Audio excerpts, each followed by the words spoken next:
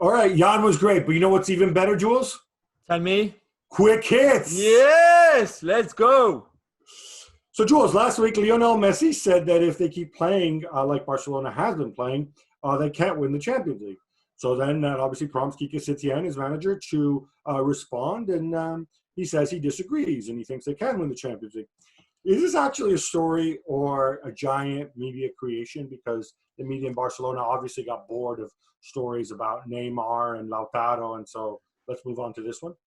No, I think it is a story. I mean, I like it. I think if I was Quique Setien, I would not be comfortable or happy that Messi is saying publicly, we just haven't been good enough. You took over, and yeah, we saw a bit of improvement at times, but overall, I'm not sure. And if you Setien, you think like, right, okay, if this is Leo Messi talking, you don't agree, no?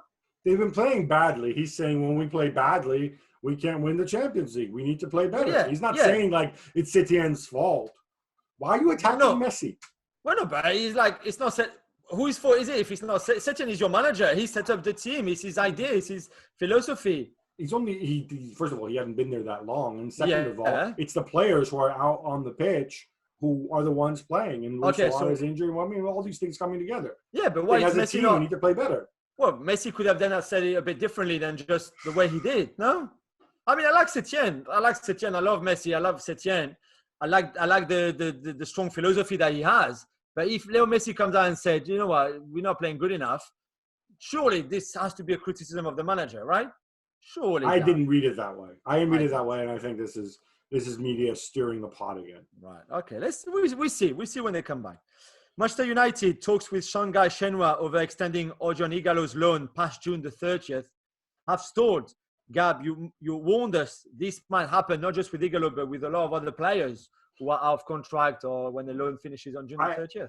I go back to this, and yes, we flagged this up 2 months ago. We had Daniel G on the show, remember, talking to us about this, the June 30th cliff edge when loans expire, when players go out of contract. People are like, oh, well, that's fine. They'll just extend them. Like, you can't extend the freaking loans unilaterally. Odion Ighalo is not a Manchester United player.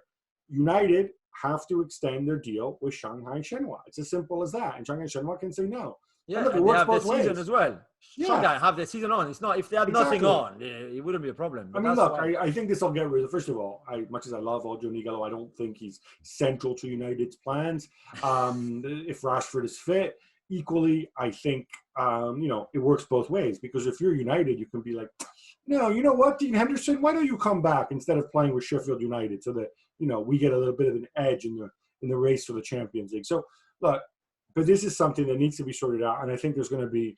I'm not going to blame a club for doing what's in their best interest, given the situation. And in some cases, that might mean not renewing the loan.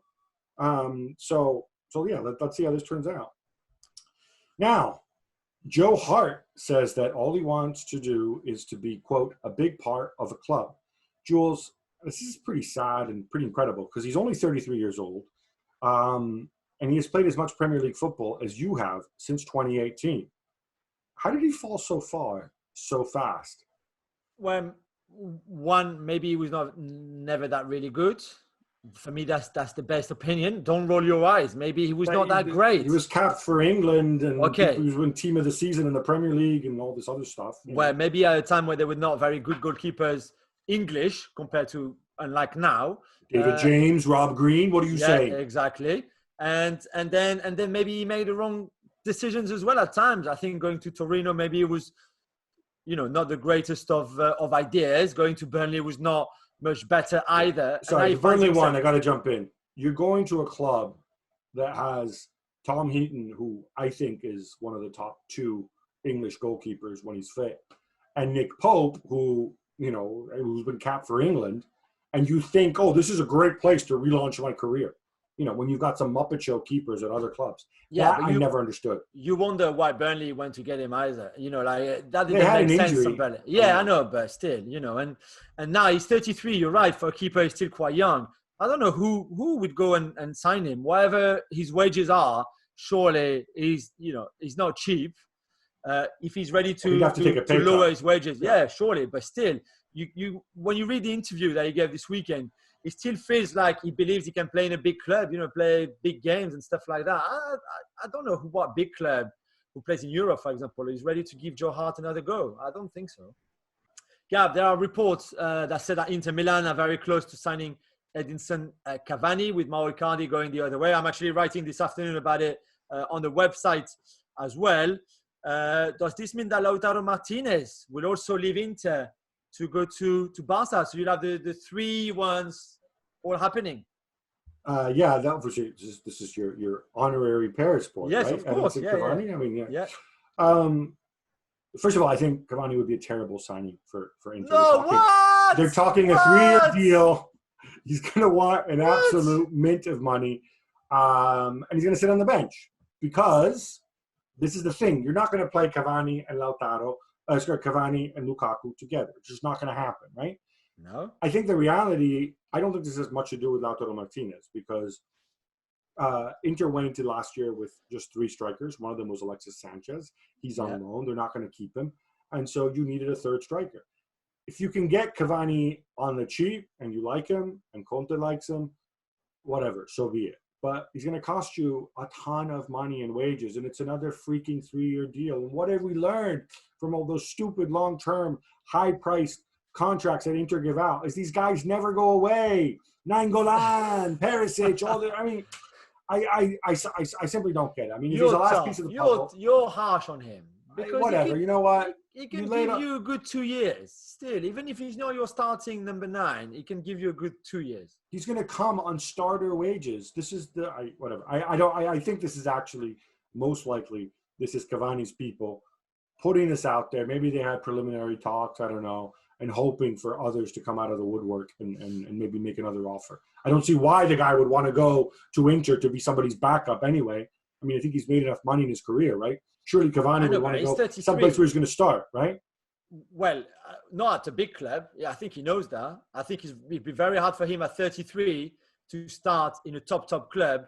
I think Atletico Madrid, for me, still, if they really still want him, that's the best choice for him. Sorry, we talked about Seville earlier, right? Yeah. Who is Seville's center forward? Luke de Jong? Do you think that maybe Edinson Cavani might fancy his chances at starting ahead of Luke de Jong, plus better weather in Seville? Yeah, do you think Sevilla and Monchi would give him 12 million a year? I don't think so. No, that's the thing. Yeah, well, yeah. So if he still wants show some pride. Yeah. Show some pride and go and show me that you want football. Let's see. We'll see where he ends up. Now, much hyped U.S. international right back Sergino Dest has been linked to many clubs, including Barcelona and Bayern Munich. But he showed Barca colors in his most recent social media post. Does this matter, Jules? Yeah, maybe it does. Maybe it was a little hint. I think he's too clever to have done that with nothing in the back of his mind, to be fair, because Barca, as we know, trying to offload Semedo and looking for a right back. The thing, and I'm sorry, Sergino, to break your heart, I don't think Barca can afford you. I mean, they certainly cannot afford you and Neymar and Lautaro and Pjanic and all the other players they've been linked with. They will have to make a choice at some point. You might be in the choices, and it might still happen. I don't think so. I think they will do Lautaro Martinez, and then that would be it, pretty much. Unless they can swap you with, I don't know, whoever Ajax would be interested. Like, let me think, Rakitic or any of those like old dudes. I would love to see Dest at Barcelona. I think he's a very talented kid, and let's hope that he makes the right choice if he has the opportunity. How about Dest for a 2-year loan of Ansu Fati? Oh my God, that's a great idea. Yeah, Fati with a recompra of some kind. It'd be awesome. Oh man, yeah. Now, Manchester United are reportedly taking legal action against Football Manager. Jules, I don't really fully get this story. Can you explain it to me? Yeah, it's a weird one. Because of the timing, maybe, and as well, you wonder really what do you need to do that if you're United, basically. Lawyers.